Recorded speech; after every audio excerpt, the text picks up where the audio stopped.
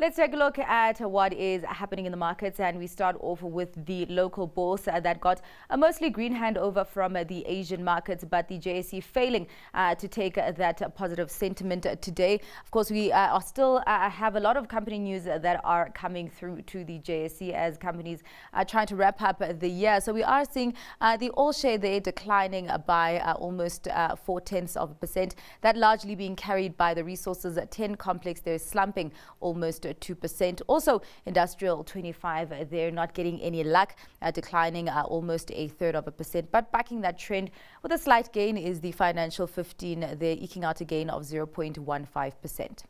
Let's take a look at what is happening in the European markets because those markets in the US are not closed. It is a Thursday. It should be Thanksgiving on that front. So let's skip over to the European markets. On that front, we are still seeing a positive sentiment filtering through today. The FTSE 100 carrying the least of those gains, up slightly 0.05%. The CAC 40 up quite the opposite reaction from yesterday. Of course, we are still investors are still digesting political uncertainty there in France, but we are seeing a rebound there in the CAC 40 today, up almost 0.7%, and the DAX they're eking out a gain of almost 0.8%.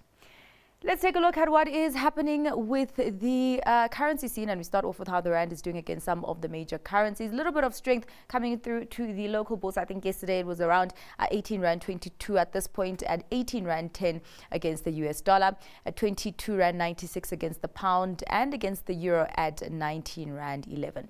Let's check in on how the other currency pairs are doing, starting off with the euro dollar at 1.05, pound dollar at 1.26, and the yen just below 152 against the US dollar. That's the day's markets. There's more analysis on those moves in just a bit. Stay watching.